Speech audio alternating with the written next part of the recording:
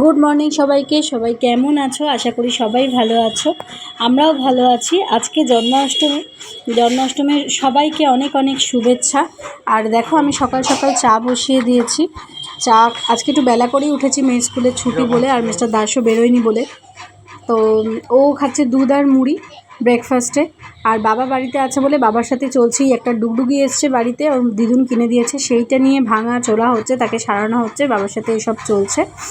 আর আমি ওদেরকে ব্রেকফাস্ট দিয়ে আমি চা করছি, যে চা খাবো একসাথে বসে। ওই যে ওর আবার রাগ হয়ে গেছে হঠাৎ করে, জানি না কেন আমার মেয়ে কথায় কথায় মুড অফ হয়ে যায়। তারপরে যাই হোক খেলছিল একটু আমার সাথে, তেমন একটা কিছু রান্নাবান্না ছিল না, এই যে এদিক ওদিক করে ছুটি করে খেলছিল আর লুকোচুরি খেলছিল। তেমন একটা কিছু রান্নাবান্না করিনি আজকে। ওরা বললো একটু ভাজা ভাত খাবে, বাবার আর মেয়ের মতো হয়েছিল। আমি আজকে ভাত খাইনি জন্মাষ্টমী বলে, তো ওদের একটু সিম্পলি আলু আর ডিম দিয়ে ভাজা ভাত করে দিয়েছিলাম, আর একটু মাছটা বার করেই রেখেছিলাম, মাছের ঝাল করে দিয়েছিলাম।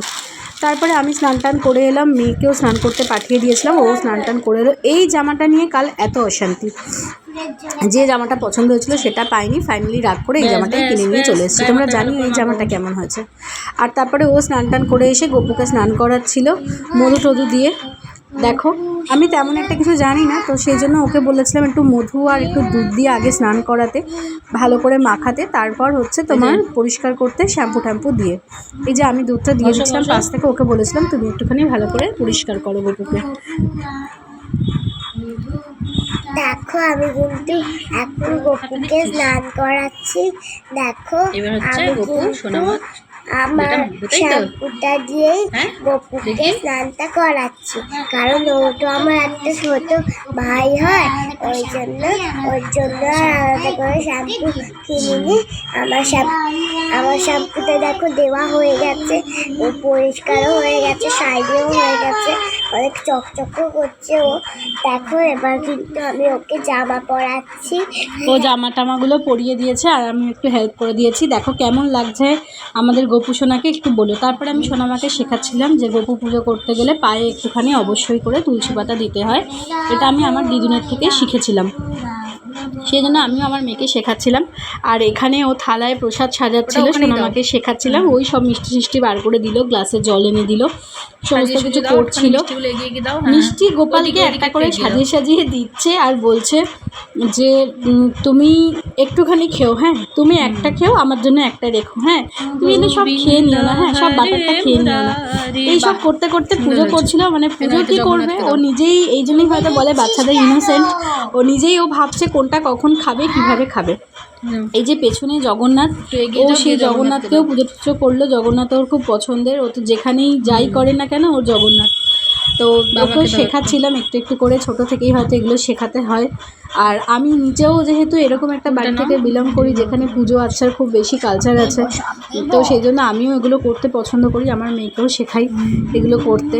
ও গপুকে বাবাকে সবাইকে ফুল দিচ্ছিল, সবার কাছে প্রার্থনা করছিল। তারপর ওই আরতি করেছে।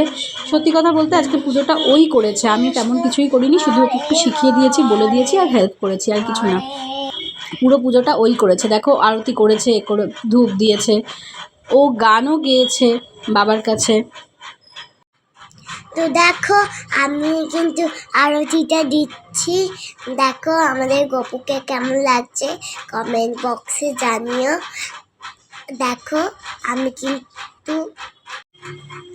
দেখো আমি গপুকে সাজিয়েছি, মাম্মা যেমনই বলেছে তেমনই আমি করেছি। আর দেখো কি মিষ্টি দেখতে লাগছে গপুকে। তো চলো দেখতে থাকো আরতি কেমন হচ্ছে। তোমাদের আরতি আমার আরতি করা তোমাদের কেমন লাগছে তোমরা জানিও অবশ্যই করে। আর দেখো দেখতে থাকো সব। ও আরতি করে নেবার পরে যেটা বলছে গপুকে বসে বসে, যে গপু ভাই তুমি যেন সব খেয়ে নিও না। এই যে দেখো এখানে বসে বসে বলছে আমিও কিন্তু একটুখানি খাবো। ও কোন কোন মিষ্টি খাবে সেগুলো আগে থেকে বলে দিয়েছে, যে মামা আমি এই নাড়ুটা খাবো, ওই মিষ্টিটা খাবো, এই সেই। তারপরে একটুখানি ক্ষীর খাইয়ে দিচ্ছিলো, বললো নাও তুমি তো ছোটো তাই তোমাকে একটু খাইয়ে দিই। এইসব বেশ কিছুক্ষণ ধরে হলো, তারপরে তাকে টেনে নিয়ে আসা হলো, চলো নিজে লাঞ্চ করবে চলো বলে ওকে নিয়ে এসেছিলাম। এই যে আজকে সিম্পল ভাজা ভাত খাচ্ছে, একটু আলু দিয়ে আর ডিম দিয়ে, আর করেছিলাম মাছের ঝাল। কিরে দেখি কি এই খাচ্ছিস? দিয়েই ভাত খেয়ে নিয়েছে, ওর বাবাও খেয়েছে আর ও খেয়েছে। আর এই দেখো মুড়ির নাড়ু তস খাচ্ছে, ওখান হলো থেকে না, টপাং যদি করে গপু তুলে খেয়ে নেয় নিয়ে সেই এসে জন্য। খেতে শুরু করেছে। ভাত টাত হ্যাঁ? খাওয়া হয়ে যাওয়ার পরেই দেখো গপুর ওখান থেকে চিপসের প্যাকেট চলে এসছে মামের হাতে। হ্যাঁ, মা মেয়ে দুজনেই মিলে এই আঙ্কেল চিপসের ওপর হামলা করেছে। বেচারা গপু ভাই আর কি করবে, সব কিছু দিয়ে দিয়েছে। এই যে শুরু হয়ে গেছে আমাদের খাওয়া দাওয়া। তারপর একটু ঘুমিয়ে রেস্ট নিচ্ছিলাম, মানে শুয়ে একটু রেস্ট নিচ্ছিলাম, একটু চোখটা লেগেও গেছিলো, শরীরটা একদম ওই লাগছে না। মেয়ের জ্বর থেকে এবার আমারও গা হাত পা ভীষণ ম্যাচ করছে, প্রচণ্ড নাক মানে সরসর করছে, সর্দি সর্দি লেগে গেছে। হ্যাঁ, মাথা অসহ্য যন্ত্রণা হচ্ছে। তো বিকালবেলা উঠে ও খাচ্ছে হচ্ছে ওই যে গপুকে সকালে ক্ষীর দিয়েছিল সেইটা তুলে ক্ষীরটা খেতে শুরু করে দিয়েছে বসে বসে এই ঘরে। আবার খাচ্ছে, আবার গপুকে বলছে দেখো তুমি তো খাওনি তাই জন্য আমি খাচ্ছি। তো যাই হোক, চা করে নিয়ে এসেছি আমার জন্য একটু আদা দিয়ে। আর সোনামা এটা ক্ষীরটা শেষ করলো, করে আমাকে দিল, আমি ধুয়ে ওকে একটু মাটকা চা দিয়েছি খেতে। চলো একসাথে চা খাওয়া যাক মা মেয়ে মিলে বসে। আর কিছুতেই জল খায় না আমার মেয়ে, বলে বলে বলে বলে বলে বলে আমি সারাদিনে ওকে 2 বোতল জল খাওয়াতে পারি না, 1 বোতল তো দূরের কথা। আর এই এক জিনিস এসছে বাড়িতে, আমার পুরো কানের মাথা খেয়ে নিচ্ছে যাকে বলে। তো এইসব করতে করতে সন্ধেবেলা একটুখানি আবার গেছিলাম সন্ধে টন্ধে দিতে। চা খেয়ে আবার তোমাদেরকে দেখাচ্ছে, দেখো চা খেয়েছি, মানে বদমাইশ দেখছো কীরকম।